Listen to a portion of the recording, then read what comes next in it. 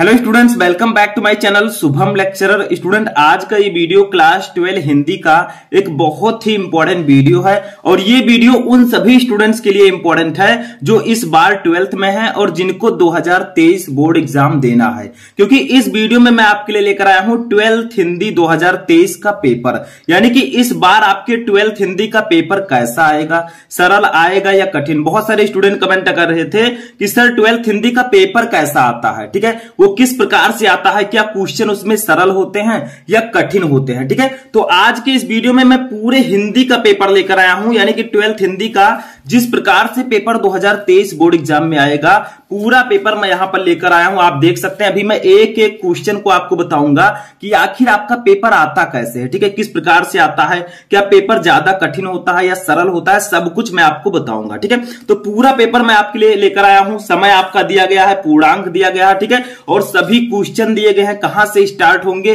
कैसे क्वेश्चन आएंगे, सब कुछ मैं आपको इस वीडियो में बताने वाला हूं। और ये एक वायरल पेपर है, इससे बहुत सारे क्वेश्चन हर साल आते हैं और इस बार भी आ सकते हैं, ठीक है। तो देखिए, पेपर विद सॉल्यूशन, यानी कि जो पेपर मैं आपको दिखाऊंगा वो सॉल्यूशन के साथ होगा। पेपर नीचे रखा हुआ आप देख सकते हैं और एक एक क्वेश्चन आपको ध्यान से समझना है, क्योंकि इनमें जितने क्वेश्चन है इस पेपर में वो सभी बोर्ड एग्जाम के लिए इंपॉर्टेंट है, ठीक है। तो इस वीडियो को लाइक कर दीजिएगा, चैनल पर नए चैनल को सब्सक्राइब कर लीजिएगा। चलिए स्टार्ट करते हैं। सबसे पहले देखिए, ऐसे लिखा रहेगा विषय, समय आपके पास 3 घंटे 15 मिनट, पूर्णांक रहेगा 100 का, ठीक है। मैं आंसर के साथ बताऊंगा। आप सबसे पहले रहेगा खंड का, ठीक है, खंड का और खंड खा 2 भाग में आपका पेपर होगा। खंड का में क्या क्या रहेंगे, सबसे पहले आपका प्रश्न नंबर 1 रहेगा, ठीक है। आपको दिया रहेगा कि पूरे प्रश्न करने अनिवार्य हैं। तो देखिए, यहां पर सबसे पहला जो क्वेश्चन होगा वो बहुविकल्पीय प्रश्न होगा, क्योंकि 12th हिंदी में जो स्टार्टिंग के क्वेश्चन होते हैं वो बहुविकल्पीय प्रश्न होते हैं, ठीक है। तो देखिए, यहां पर प्रश्न नंबर 1 में 5 क्वेश्चन रहेंगे, काखा गघा अंगा करके, ठीक है। जैसे देखिए, का वाला है शिक्षा का उद्देश्य निबंध के लेखक हैं, यानी कि शिक्षा का उद्देश्य जो निबंध है इसके लेखक कौन है, तो वो है संपूर्णानंद जी, ठीक है। देखिए, आपको क्वेश्चन पेपर भी पता चल जाएगा कि कैसा पेपर आता है और क्वेश्चन का आंसर भी पता चल जाएगा। तो वीडियो को लास्ट तक देखना है, मिस नहीं करना है, कॉपी पेन लेकर बैठना, जो क्वेश्चन मैं आपको बताऊंगा उसका आंसर भी लिख लीजिएगा, ठीक है। खा वाला देखिए, लल्लू लाल की रचना, इनमें से कौन सी रचना लल्लू लाल की है। 4 ऑप्शन आपके पास रहेंगे, जो सही आंसर होगा उसको लिखना होगा। तो प्रेम सागर जो है ये लल्लू लाल जी की रचना है, ठीक है। गा वाला देखिए, पर्दा कहानी के लेखक हैं, इसके लेखक कौन है, तो पर्दा कहानी के लेखक हैं यशपाल जी, तो चौथा ऑप्शन राइट होगा, ठीक है। तो ऐसे ही जो आंसर राइट है उसको आपको अपनी कॉपी में लिखना होगा, ठीक है। अब घा वाला देखिए, आवारा मसीहा के रचनाकार कौन है, तो वो है विष्णु प्रभाकर जी, मैंने पहले ही बताया था। तो क्वेश्चन का आंसर मैं बताता जा रहा हूं, आप लोग धीरे धीरे इसको समझिएगा, ठीक है, और रिवीजन कर लीजिएगा, ठीक है। नेक्स्ट क्वेश्चन है 5वां क्वेश्चन, अंगा नंबर, बाण भट्ट की आत्मकथा के लेखक हैं, तो इसके लेखक है हजारी प्रसाद द्विवेदी जी, ठीक है। तो 4th ऑप्शन राइट होगा। तो प्रश्न नंबर 1 में देखिए 5 क्वेश्चन रहेंगे, एक एक नंबर के, यानी कि 5 नंबर आपको इसके लिए दिया जाएगा, ठीक है। ये हिंदी गद्य साहित्य के बहुविकल्पीय प्रश्न होंगे। अब क्वेश्चन नंबर 2 देखिए क्या है, क्वेश्चन नंबर 2 जो हमारा है, इसमें हिंदी पद्य साहित्य के बहुविकल्पीय प्रश्न होंगे। जैसे फर्स्ट वाले में 5 क्वेश्चन थे, वैसे इसमें भी 5 क्वेश्चन रहेंगे, ठीक है। टोटल 10 नंबर के बहुविकल्पीय प्रश्न हिंदी साहित्य के आएंगे। तो देखिए, यहां पर नेक्स्ट क्वेश्चन है, कामायनी किस युग की रचना है, ठीक है। तो आंसर आपका यहां पर मिलेगा, कामायनी जो है ये छायावादी युग की रचना है, क्योंकि इसके जो कवि हैं वो जयशंकर प्रसाद जी हैं और जयशंकर प्रसाद जी छायावादी युग के कवि हैं, ठीक है। नेक्स्ट क्वेश्चन देखते हैं, क्वेश्चन नंबर खा, इसमें निम्न कवियों में से प्रगतिवादी युग का कवि है, यानी कि इनमें से कौन सा कवि प्रगतिवादी युग का है, तो वो है अग्रदास जी, ठीक है, ये प्रगतिवादी युग के कवि है। ऐसे गा वाला देखिए, तार सप्तक का प्रकाशन वर्ष है, तो मैंने आपको बताया था तार सप्तक का प्रकाशन वर्ष है 1943। कैसे समझेंगे, देखिए, तार में स्टार्टिंग में ता और रा आता है, 43 में भी ता और रा आता है, ठीक है। तो ये ट्रिक है समझने का, तो इस ट्रिक से आप आसानी से इसको समझ सकते हैं, ठीक है। ऐसे घा वाला देखिए, द्विवेदी युग की रचना नहीं है, इनमें से कौन सी रचना द्विवेदी युग की नहीं है, तो मैंने बताया ना कामायनी, क्योंकि कामायनी के जो लेखक हैं कवि हैं वो जयशंकर प्रसाद जी हैं और वो छायावादी युग के हैं, तो द्विवेदी युग की ये रचना नहीं है, ठीक है। तो ऐसे ऐसे क्वेश्चन आपसे पूछ लिया जाएगा थोड़ा घुमा फिराकर, तो उसका आंसर आपको देना होगा, ठीक है। अंगा नंबर देखिए, निम्नलिखित में से कौन सी कृत महाकाव्य नहीं है, यानी कि इनमें से कौन सी कृति है जो महाकाव्य नहीं है। देखिए, रामचरितमानस तो महाकाव्य है, साकेत भी मैथिली शरण गुप्त जी का महाकाव्य है और पद्मावत भी महाकाव्य है, बट ये जो मामा है ये महाकाव्य नहीं है, ठीक है। तो यहां पर भी 5 क्वेश्चन रहेंगे, 1 नंबर के 5 नंबर इसके लिए भी आपको मिलेगा। तो टोटल जो बहुविकल्पीय प्रश्न हुए वो 10 नंबर के हो गए। ठीक है, तो अभी हमने 100 में से सिर्फ 10 नंबर ही देखा है। अब देखिए आगे बढ़ते हैं। तीसरा क्वेश्चन देखिए, ये गद्यांश रहेगा। दिए गए गद्यांश पर आधारित निम्नलिखित प्रश्नों का उत्तर दीजिए। यानी कि आपको ऐसे गद्यांश दे दिया जाएगा, 10 नंबर का ये रहेगा पूरे। ठीक है, तो ये बहुत ही इजी हो जाता है। क्यों? क्योंकि इसमें 2 गद्यांश दिए जाएंगे, आपको एक ही करना होगा। जैसे देखिए, धरती माता की कोख में जो अमूल्य निधियां भरी हैं, जिनके कारण वह वसुंधरा कहलाती है, उससे कौन परिचित ना होना चाहेगा। ठीक है, तो सबसे पहले आपको गद्यांश पढ़ना है, फिर इसके नीचे 5 क्वेश्चन दिए रहेंगे। देखिए 5 क्वेश्चन है यहां पर, first, second, third, fourth, fifth. ठीक है, एक क्वेश्चन के लिए 2 नंबर, तो 2, 2, 4, 2, 6, 2, 8, 2, 10। ठीक है, तो टोटल आपको 5 गुणे 2 यानी कि 10 नंबर इसके लिए मिलेगा। अब पहले आपको पहचानना है कि ये किस पार्ट से लिया गया। तो देखिए, धरती माता की कोख में जो अमूल्य निधियां भरी हैं, यानी कि ये लिया गया है राष्ट्र का स्वरूप से। ठीक है, वासुदेव शर्मा अग्रवाल जी के राष्ट्र के स्वरूप से। ठीक है, अब इसी ऐसे आपको पैसे दे दिया जाएगा गद्यांश। फिर ऐसे क्वेश्चन 5 रहेंगे। जैसे सबसे पहला क्वेश्चन है, उपयुक्त गद्यांश का संदर्भ लिखिए। यानी कि आपको बताना है कि ये किस पार्ट से लिया गया है और इसके लेखक कौन है। ठीक है, आपको संदर्भ बताना है। फिर देखिए, धरती वसुंधरा क्यों कहलाती है, तो इस सबका आंसर आपको इसी में मिलेगा। देखिए, धरती माता की कोख में जो अमूल्य निधियां भरी हैं, जिनके कारण वह वसुंधरा कहलाती है। यानी कि धरती माता की कोख में अमूल्य निधियां भरी हैं, इसी के कारण वह वसुंधरा कहलाती है। ठीक है, तो सभी आंसर आपको इसी में मिल जाएंगे गद्यांश में। ठीक है, आपको यह पहचानना होगा कि ये किस पार्ट से लिया गया और इसके लेखक कौन है। तीसरा देखिए, रेखांकित अंश की व्याख्या कीजिए। इसमें देखिए, ये जो 2 लाइन है यहां तक, जिसके नीचे रेखाएं हैं, इसकी आपको अपनी भाषा में व्याख्या करनी है। ठीक है, चौथा देखिए, पृथ्वी के देह को किसने सजाया है, तो लिखा हुआ है, पृथ्वी को पीस पीस कर अगणित प्रकार की मिट्टियों ने पृथ्वी के देह को सजाया है। ठीक है, तो ऐसे आपको आंसर ढूंढना होगा। अगर मान लीजिए ये वाला पैसेज आप नहीं जानते, मान लीजिए पैसेज जानते ही नहीं है, इसके क्वेश्चन का आंसर भी नहीं दे सकते, तो अथवा लगा है, ये वाला आप कर दीजिए। ठीक है, ऐसे दिया जाएगा। दूसरा, अशोक का फूल उसी मस्ती में हंस रहा है, पुराने चित्र में इसे देखने वाला उदास होता है। तो ये आपका अशोक के फूल चैप्टर से लिया गया है, जिसके लेखक है हजारी प्रसाद द्विवेदी जी। ठीक है, अब आप वो नहीं जानते तो इसको कर दीजिए। इसके नीचे भी 5 क्वेश्चन रहेंगे, एक क्वेश्चन के लिए 2 नंबर, तो 5 क्वेश्चन रहेंगे, आपको 10 नंबर इसके लिए दिया जाएगा। ठीक है, तो 2 गद्यांश रहेंगे, दोनों में से किसी एक को आपको करना होगा। ठीक है, क्वेश्चन नंबर 4 पर आते हैं। ठीक है, क्वेश्चन नंबर 4। अब देखिए, गद्यांश हो गया तो पद्यांश भी आएगा, ये भी 10 नंबर का रहेगा। इसमें भी वही करना है आपको। देखिए, दिए गए पद्यांश पर आधारित निम्नलिखित प्रश्नों के उत्तर दीजिए। जैसे देखिए, दुर्बलता का ही चिन्ह विशेष शपथ है, पर अवलाजन के लिए कौन सा पथ है। ठीक है, तो ये आपका हो गया, इतना आपका है। ठीक है, पद्यांश। अभी 2-4 लाइन और है और इसके नीचे 5 क्वेश्चन है। देखिए, 1, 2, 3, 4, 5। ठीक है, 5 क्वेश्चन है, एक क्वेश्चन के लिए 2 नंबर, 5 क्वेश्चन के लिए 10 नंबर दिया जाएगा। ठीक है, तो एक आपका ये पद्यांश हो गया। मान लीजिए ये आपको नहीं पता कि किस पार्ट से लिया गया, इसके लेखक कौन है, तो आगे बढ़ते हैं। अथवा लगा हुआ है, देखिए ये अथवा। ठीक है, वो नहीं पता तो अथवा लगा है, ये वाला कर लीजिए। लज्जाशील पथिक महिला जो कहीं दृष्टि आवे, होने देना विकृत वसना को, तू ना सुंदरी को, जो थोड़ी सी श्रमिक हुआ हो, गोद ले श्रांति को, ना होठों की हो, कमल मुख की मलानताएं मिटाना। ठीक है, तो ये किस चैप्टर से लिया गया है, ये है आपका जो फर्स्ट चैप्टर है अवधेथा सिंह उपाध्याय जी का है, पवन दूतिका। ठीक है, इस चैप्टर से ये लिया गया है। ठीक है, तो आप ऐसे लिख दीजिए, क्योंकि इसके नीचे क्वेश्चन रहेंगे। उपयुक्त गद्यांश का संदर्भ लिखिए पद्यांश का, तो आप लिख दीजिए प्रस्तुत पद्यांश हमारी पाठ्य पुस्तक हिंदी पद्य के। ठीक है, कौन से चैप्टर से लिया गया है, ये है आपका पवन दूतिका से लिया गया है, जिसके कवि कौन है, अयोध्या सिंह उपाध्याय हरियोज जी है। ठीक है, बाकी तो आप कर ही सकते हैं। रेखांकित अंश की व्याख्या करनी है, इन 2 लाइनों की व्याख्या कर दीजिए और बाकी क्वेश्चन का आंसर दे दीजिए। ठीक है, समझ में आ गया। तो ये आपका हो जाएगा क्वेश्चन नंबर 4। ठीक है, इसमें आपको पद्यांश दिया जाएगा, उसके नीचे 5 क्वेश्चन रहेंगे, एक क्वेश्चन के लिए 2 नंबर, 5 क्वेश्चन है तो टोटल 5 गुणे 2 यानी कि 10 नंबर मिलेगा। ठीक है, अब आते हैं प्रश्न नंबर 5 पर। 5 पर अब आता है जीवन परिचय, क्योंकि जीवन साहित्यिक परिचय जिसको हम बोलते हैं। देखिए, निम्नलिखित में से किसी एक लेखक का साहित्यिक परिचय देते हुए उनकी प्रमुख रचना का उल्लेख कीजिए। 5 नंबर इसके लिए आपको मिलेगा। ठीक है, शब्द सीमा, यानी कि आपको लगभग 80 शब्दों में साहित्यिक परिचय लिखना है, लगभग। ठीक है, इससे कम नहीं होना चाहिए। जैसे देखिए, आपके पास 3 ऑप्शन रहेंगे, 3 लेखक हैं, आचार्य हजारी प्रसाद द्विवेदी, APJ अब्दुल कलाम, वासुदेव शरण अग्रवाल। ठीक है, तो तीनों में से किसी एक लेखक का आपको जीवन परिचय लिखना है, साहित्यिक परिचय, और उनकी रचनाएं लिखनी है 80 शब्दों में, और इसके लिए आपको 5 मार्क्स दिए जाएंगे, यानी कि 5 नंबर। ठीक है, तो हिंदी गद्य से ये आपके लेखक के जीवन परिचय हो गए। अब 5 नंबर के जो हमारे कवि हैं उनका जीवन परिचय आएगा, खाम। ठीक है, निम्नलिखित में से किसी एक कवि का साहित्यिक परिचय देते हुए उनकी प्रमुख कृतियों पर प्रकाश डालिए। तो 3+2 यानी कि 5 नंबर का ये भी रहेगा। शब्द सीमा 80 शब्द का। ठीक है, अब 3 कवि हैं, तीनों में से आपको किसी एक कवि का साहित्यिक परिचय देते हुए उनकी कृतियां लिखनी है। देखिए साहित्यिक परिचय अगर आप केवल लिखेंगे तो 3 नंबर मिलेगा, उनकी कृतियां भी लिखेंगे तो 2 और 5 नंबर। ठीक है, समझ में आ गया। तो इस प्रकार से क्वेश्चन आएगा। अब देखिए गद्यांश और पद्यांश किस चैप्टर पे ज्यादातर आते हैं। तो गद्यांश अगर देखा जाए तो आपके फर्स्ट चैप्टर राष्ट्र का स्वरूप और जो आपका अशोक के फूल चैप्टर है, इनसे सबसे ज्यादा पूछे जाने के चांसेस हैं। ठीक है, पद्यांश में अगर देखा जाए तो पवन दूतिका,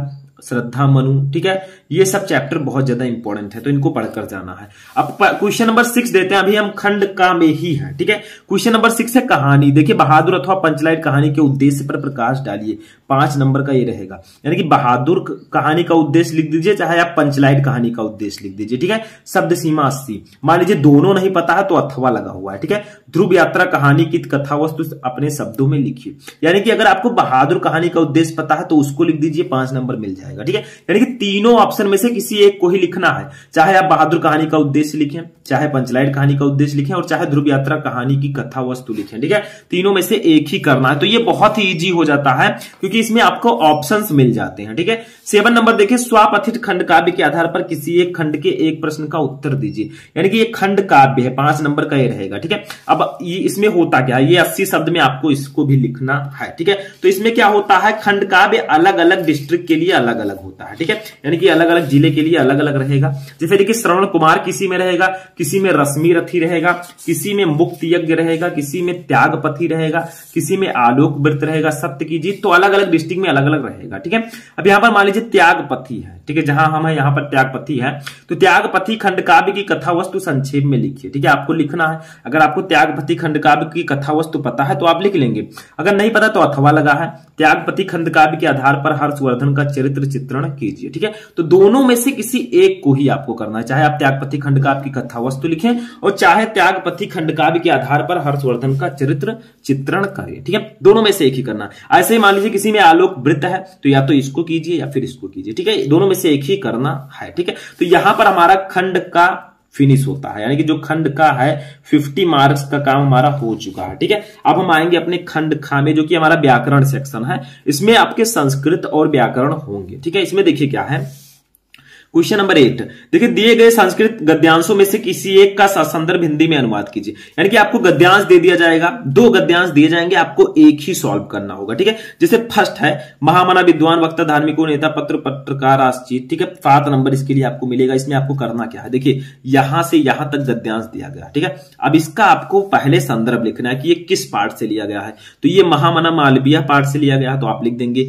प्रस्तुत गद्यांश हमारी पाठ्य पुस्तक हिंदी संस्कृत के महामना मालवीय पाठ से अवतरित है। ठीक है, अब देखिए ये आप, अगर आपको पता है, इसका अर्थ भी पता है, अनुवाद, तो आप लिख देंगे, 7 नंबर मिल जाएगा। नहीं पता है तो अथवा लगा रहेगा। ठीक है, ये वाला कर दीजिए, हंसराज तदेव परिसर मध्यम आत्मना। ठीक है, तो ये आप यहां से यहां तक इसको कर सकते हैं। तो दोनों में से जो भी आपको पता है आप कर सकते हैं। ऑप्शंस आपके पास 2-2 रहेंगे, एक ही आपको करना होगा। ऐसे ही खा वाला हमारा है, जैसे हिंदी गद्य और पद्यांश गद्यांश था, वैसे इसमें भी है, संस्कृत में भी। ठीक है, अब आते हैं श्लोक या पद्यांश पर। तो दिए गए पद्यांशों में से किसी एक का संदर्भ हिंदी में अनुवाद कीजिए, 7 नंबर का ये आपका रहेगा। इसमें आपको करना क्या है, देखिए आपका ये श्लोक दे दिया गया, नमेरोस्ते भद्रम व उलूकस्य विशेषणम आकुर्धस्य मुख्य पश्चिम कथम कुद्धो भविष्यति। ठीक है, तो ये आपका हो गया। या फिर अथवा लगा है, परोक्षे कार्य हंतारम प्रत्यक्ष प्रिय वादिनम वर्जेता दृशा मित्र विष्कुंभम पयोमुखम। ठीक है, तो दोनों में से किसी एक को करना, चाहे आप इसको कीजिए चाहे इसको कीजिए। अब जैसे ये आपका किस चैप्टर से, सुभाषित रत्नानी चैप्टर से है, तो आपको पहले संदर्भ लिखना है कि ये किस पाठ से लिया गया। ठीक है, उसके बाद इसका हिंदी अर्थ लिखना है, हिंदी अनुवाद कि परोक्षे कार्य हंतारम प्रत्यक्ष प्रिय वादिनम। ठीक है, यानी कि जो पीठ पीछे बुराई करता हो और हमारे सामने मीठा बोलता हो, वर्जेता दृशम मित्रम विष कुंभम पयोमुखम, उस मित्र को उसी प्रकार त्याग देना चाहिए जिस प्रकार विष से भरे घड़े पर विष वो लगा हो। ठीक है, दूध लगा हो, उसको हम त्याग देते हैं। ठीक है, तो ऐसे ही यहां पर है, इसका मैंने हिंदी अनुवाद भी बताया और कैसे आपको श्लोक करना है वो भी मैंने आपको बता दिया, तो जाकर आप देख सकते हैं। तो संस्कृत में गद्यांश और पद्यांश आएंगे, 7 नंबर के गद्यांश, 7 नंबर के पद्यांश। अब आते हैं व्याकरण पर। क्वेश्चन नंबर 9 हमारा है व्याकरण से। ठीक है, तो देखिए निम्नलिखित मुहावरों में से किसी एक का अर्थ लिखकर वाक्य प्रयोग कीजिए, 2 नंबर मिलेगा। आपके पास 4 क्वेश्चन रहेंगे, 1 2 3 4। ठीक है, चारों में से किसी एक का अर्थ लिखकर आपको वाक्य प्रयोग करना है। जैसे देखिए फर्स्ट है तलवार की धार पर चलना, इसका अर्थ होगा बहुत कठिन कार्य करना। ठीक है, पहले अर्थ लिख दीजिए फिर वाक्य प्रयोग कर दीजिए। ठीक है, समझ में आया, यानी कि आज कर ईमानदारी से जीना तलवार की धार पर चलने के बराबर है। ठीक है, यानी कि बहुत कठिन काम है। दूसरा देखिए, टका सा जवाब देना, इसका मतलब हो जाएगा, इसका अर्थ हो जाएगा साफ इनकार करना। ठीक है, तो अर्थ लिखकर आपको वाक्य प्रयोग करना है। वाक्य प्रयोग में आप कोई भी वाक्य लिख सकते हैं, बस आपका क्वेश्चन उसमें आना चाहिए। तीसरा देखिए, दाल में काला होना, यानी कि कुछ गड़बड़ होना। ठीक है, ये सब मैं आपको बहुत सारे वाक्य प्रयोग बता चुका हूं, आप लोग देखेंगे वीडियो रेगुलर, आपको पता चल जाएगा। चौथा देखिए, नमक मिर्च लगाना, इसका मतलब होगा बात को बहुत बढ़ा चढ़ा कर कहना। ठीक है, तो ऐसे आपको अर्थ लिखकर वाक्य प्रयोग करना। अर्थ तो मैंने बता ही दिया, अब वाक्य प्रयोग आप कर सकते हैं। नहीं कर पाते हैं तो चैनल पर बहुत सारे वीडियो पड़े हुए हैं, जाकर आप देख सकते हैं। ठीक है, और मैं रेगुलर अपलोड भी करता रहता हूं। क्वेश्चन नंबर 10 देखिए, यह है संधि विच्छेद। 10 का निम्नलिखित शब्दों को संधि विच्छेद के सही विकल्प का चयन कीजिए। यानी कि आपको संधि विच्छेद का जो सही विकल्प है, सही आंसर है, उसको चूज करके लिखना है। जैसे फर्स्ट देखिए, तथापि का संधि विच्छेद है। अब तथापि का सही संधि विच्छेद क्या होगा? 4 ऑप्शन आपके पास रहेंगे। अगर आपको पता है कि हाँ बी वाला सही है तो आप बी वाला कर देंगे। ठीक है, अगर नहीं पता है तो नहीं कर पाएंगे। ठीक है, तो ये आपका जो इसका राइट आंसर होगा वो हो जाएगा ऑप्शन नंबर बी, तथा धन अपि। अच्छा देखिए, परमेश्वरा का संधि विच्छेद, यानी कि परमेश्वरा का सही संधि विच्छेद क्या होगा? तो अगर आपको पता है तो आप क्या करेंगे, ABCD देखेंगे और ये थर्ड वाला सी वाला ऑप्शन कर देंगे। ठीक है, तो आपको ज्यादा से ज्यादा क्वेश्चन सॉल्व करने हैं, तभी आप लोग अच्छा मार्क ला पाएंगे हिंदी में 95/100। ठीक है, 95+/100, क्योंकि हिंदी एक स्कोरिंग सब्जेक्ट है, मैंने आपको पहले भी बताया। तीसरा देखिए, गायिका का संधि विच्छेद है। गायिका का सही संधि विच्छेद क्या होगा? सी, गय धन अकार। ठीक है, तो 3 क्वेश्चन रहेंगे मुहावरे में, 1 नंबर के 3 नंबर इसके लिए आपको मिलेगा। ठीक है, जो हमारा मुहावरे नहीं, संधि विच्छेद। ठीक है, मुहावरे आपके 2 नंबर के रहेंगे। अभी देखिए 10वें का खा क्वेश्चन है, दिए गए निम्नलिखित शब्दों की विभक्ति और वचन है। यानी कि आपको विभक्ति और वचन पहचानना। जैसे फर्स्ट देखिए, आत्मनः में विभक्ति और वचन है, यानी कि आत्मनः जो धातु है इसमें कौन सी विभक्ति है, कौन सा वचन है। ठीक है, तो इसका राइट आंसर क्या होगा? ऑप्शन नंबर ए भी इसका सही है। ठीक है, यानी कि इसके 2 ऑप्शन सही है। ऐसा भी कभी कभी आ जाता है। ठीक है, ध्यान रखिएगा, कभी कभी इसमें होता क्या है, जैसे ए भी सही है और यहां पर आपका डी भी सही है। यानी कि आत्मना में षष्ठी विभक्ति एक वचन भी है और पंचमी विभक्ति एक वचन भी है। ठीक है, तो ये थोड़ा मिसप्रिंट हो गया है, बट यहां पर एक ही ऑप्शन ज्यादातर सही देखने को मिलता है। ठीक है, तो ये आपका इसमें दोनों सही, आप चेक करके भी देख सकते हैं। अब इसमें देखिए हमारा दूसरा है, नाम नान में विभक्ति और वचन है। नाम नान में विभक्ति और वचन कौन सी है? तो ऑप्शन नंबर सी इसका राइट होगा, षष्ठी विभक्ति बहुवचन। ठीक है, तो ये आपको पहचानना होगा। इसके लिए ज्यादा से ज्यादा क्वेश्चन सॉल्व कीजिए, समझ में आ जाएगा जितनी ज्यादा प्रैक्टिस करेंगे। ठीक है, नेक्स्ट देखिए 11 नंबर क्या है। इसके लिए आपको 2 क्वेश्चन रहेंगे, 1 नंबर के 2 नंबर मिलेगा। ठीक है, अब आते हैं 11 नंबर क्वेश्चन पर। यह है शब्द युग्म। ठीक है, इसका मतलब क्या होता है? देखिए इसमें भी 2 क्वेश्चन रहेंगे, 1 नंबर के 2 नंबर मिलेगा। देखिए निम्नलिखित शब्द युग्मों का सही अर्थ चयन करके लिखिए। यानी कि आपको सही अर्थ यहां पर चयन करके लिखना होता है। जैसे देखिए निम्नलिखित शब्द युग्मों का सही अर्थ चयन करके लिखिए। फर्स्ट है वसन व्यसन, ये क्वेश्चन है। ठीक है, अब इसका सही अर्थ क्या है? देखिए जो पहले वर्ड है उसका अर्थ पहले होगा, जो बाद में उसका अर्थ बाद में। तो ए है विवश और व्याकुल, बी है कवच और भोजन, सी देखिए क्या है वस्त्र और आदत, और डी है विस्तार और अवधि। तो इसका राइट आंसर होगा ऑप्शन नंबर सी, वस्त्र और आदत। यानी कि वसन का अर्थ होगा वस्त्र एंड व्यसन का अर्थ होगा आदत। ठीक है, तो ऑप्शन नंबर सी आपका राइट होगा, यानी कि सही अर्थ आपको चूज करके लिखना है। अच्छा दूसरा है अंबुज अम्बुद। ठीक है, इसका सही अर्थ क्या होगा? तो ए है बादल और समुद्र, बी है जल और कमल, सी है कमल और बादल, डी है समुद्र और कमल। ठीक है, तो इसका राइट आंसर क्या हो जाएगा? ऑप्शन नंबर सी इसका राइट आंसर होगा, जल और कमल। ठीक है, ये इसका सही अर्थ होगा। तो जो पहले उसका अर्थ पहले होगा, जो बाद में उसका अर्थ बाद में होगा। ठीक है, नेक्स्ट क्वेश्चन इसका खाप देखते हैं। ठीक है, 11 का खा नंबर क्या है इसको समझिए। देखिए निम्नलिखित शब्दों में से किसी एक शब्द के 2 अर्थ लिखिए। यानी कि आपको एक प्रकार से पर्यायवाची शब्द लिखना है, एक शब्द के 2 अर्थ लिखने हैं। ठीक है, थोड़ा लॉन्ग वीडियो हो जाएगा क्योंकि मैं आपको आंसर के साथ बता रहा हूं। यही सभी क्वेश्चन अगर आप सॉल्व करेंगे, प्रैक्टिस रहेगा, तो आप बोर्ड एग्जाम में जाकर आसानी से लिख पाएंगे। देखिए अंबर को हम आकाश भी कहते हैं, वस्त्र भी कहते हैं, यानी कि इसके कई नाम लिखने हैं। ठीक है, अब देखिए पट, पट का मतलब भी वस्त्र होता है, आदत होता है। ठीक है, वस्त्र आकाश भी होता है, अंबर भी होता है। ठीक है, घूंघट भी होता है। तो ऐसे ऐसे आप इसके कई अर्थ लिख सकते हैं। विधि का आपको पता ही है, कानून, तरीका, जैसे प्रयोगशाला में अमोनिया बनाने की विधि, यानी कि तरीका भी, तरीका। ठीक है, अब नेक्स्ट देखिए हमारा क्या है, या ब्रह्मा भी आप लिख सकते हैं। ठीक है, ब्रह्मा। नेक्स्ट हमारा नाग, नाग को आप लिख सकते हैं हाथी, इसका पर्यायवाची शब्द, पर्वत भी लिख सकते हैं। ठीक है, तो ऐसे ही आपको करना होता है पर्यायवाची शब्द। ठीक है, यानी कि अनेकार्थी शब्द। समझ में आ गया? तो ये आपका हो जाएगा, किसी एक के 2 अर्थ लिखने हैं, इसमें से एक ही करना होगा। इसके 2 अर्थ लिख दीजिए, 2 नंबर यहां पर क्लियर। ठीक है, कोई प्रॉब्लम? No problem. ठीक है, चलिए नेक्स्ट क्वेश्चन देखते हैं, क्वेश्चन नंबर गा। ठीक है, 10 का गा। निम्नलिखित वाक्यांशों के लिए एक शब्द का चयन कीजिए, यानी कि अनेक शब्दों के लिए एक शब्द। जैसे फर्स्ट देखिए, जो आंखों के सम्मुख हो, 2 क्वेश्चन रहेंगे, 1 नंबर के 2 नंबर मिलेगा। जो आंखों के सम्मुख हो उसे हम लोग कहते हैं प्रत्यक्ष। ठीक है, डायरेक्ट। नेक्स्ट देखिए दूसरा, जानने की इच्छा रखने वाला, जो जानने की इच्छा रखता हो उसे हम लोग कहते हैं जिज्ञासु, एक वर्ड में। ठीक है, तो ये आपका हो जाएगा अनेक शब्दों के लिए एक शब्द। ठीक है, चलिए नेक्स्ट क्वेश्चन देखते हैं क्या है। अब देखिए नेक्स्ट क्वेश्चन हमारा है, निम्नलिखित में से किन्हीं 2 वाक्यों को शुद्ध करके लिखिए। थोड़ा सा कट है यहां पर, लेकिन ध्यान देना आपको, यानी कि आपको वाक्य संशोधन में 2 नंबर मिलेगा, यानी कि वाक्यों को शुद्ध करके लिखना। जैसे देखिए पहला है, तुम तो कुर्सी पर बैठे हो। ठीक है, तो इसमें गलती है, तुम तो कुर्सी पर बैठे हैं। ठीक है, तो ये गलत है, यहां पर लिखना है तुम तो कुर्सी पर बैठे हो। ठीक है, हैं नहीं रहेगा, हो रहेगा, तो थोड़ी थोड़ी गलतियां होंगी। दूसरा देखिए, इस सरोवर में अनेकों कमल हैं, तो देखिए खिले हैं। ठीक है, तो इसका राइट आंसर क्या होगा? इसमें गलती क्या है? देखिए इस सरोवर में अनेक कमल खिले हैं, अनेकों लिखने की जरूरत नहीं कि क्योंकि जो अनेक है वो खुद में बहुवचन है। ठीक है, तीसरा देखिए, सम्मेलन में कवियत्री ने भाग लिया, यहां पर गलती क्या है? कवित्री में गलती है। ठीक है, कवित्री इस प्रकार से लिखते हैं, कवित्री। अब ये आपका राइट होगा।